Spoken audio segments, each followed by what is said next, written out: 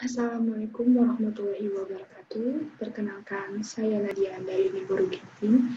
Saya merupakan mahasiswi dari Politeknik Negeri Batam dari jurusan Manajemen Bisnis Prodi Logistik Perdagangan Internasional. Di sini saya akan membahas peristiwa di masyarakat yang berpotensi menimbulkan adanya disintegrasi bangsa. Menurut Kamus Besar Bahasa Indonesia, disintegrasi bangsa adalah suatu keadaan menghilangnya rasa persatuan dan kesatuan di kalangan masyarakat dan dapat menimbulkan adanya perpecahan. Keadaan ini merupakan salah satu bentuk kemunduran suatu pemerintahan karena tidak bisa menjaga serta mempersatukan komponen-komponen negaranya.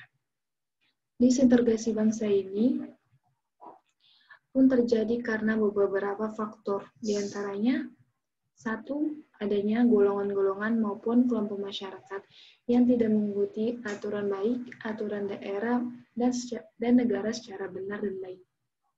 Dan yang kedua, memudahnya kepercayaan rakyat terhadap para pemimpin dan pengelola negara.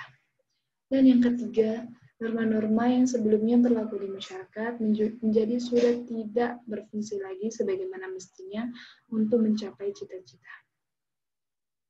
Intoleransi ini bisa datang dari golongan mayoritas maupun minoritas. Ketika mereka sudah merasa memiliki kekuatan dan kekuasaan yang paling besar atau minimal lebih besar daripada golongan lainnya. Adapun contoh kasus disintegrasi. Disintegrasi memiliki banyak ragam seperti pertentangan fisik, perkelahian, tawuran, kerusuhan, revolusi, bahkan perang.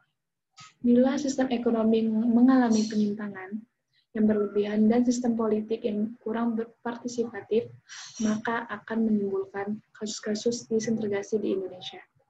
Contoh Nanggroe Aceh Darussalam, Ambon, Maluku, Sumbas Kalimantan, Poso, dan daerah lainnya. Tetapi bahaya disintegrasi ini tidak akan muncul ke permukaan bila sistem ekonomi dan sistem politik bersifat demokratis.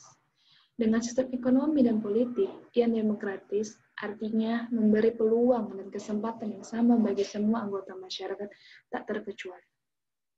Dan adapun contoh disintegrasi bangsa di Batak, yaitu pertikaian antara suku Flores dan Batak.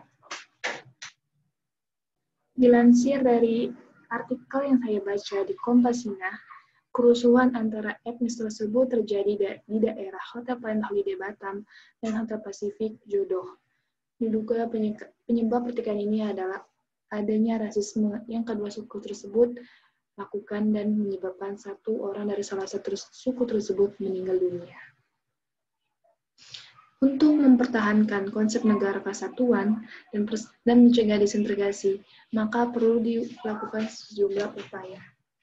Yaitu yang pertama, taraf pendidikan sumber daya manusia harus semakin tinggi dan merata. Yang kedua, kesempatan kerja yang terbuka dan proses rekrutmen tidak nepotisme. Yang ketiga, distribusi sumber daya yang ekonomi relatif merata. Dan yang keempat, partisipasi politik meluas. Sekian dari saya. Wassalamualaikum warahmatullahi wabarakatuh. Terima kasih.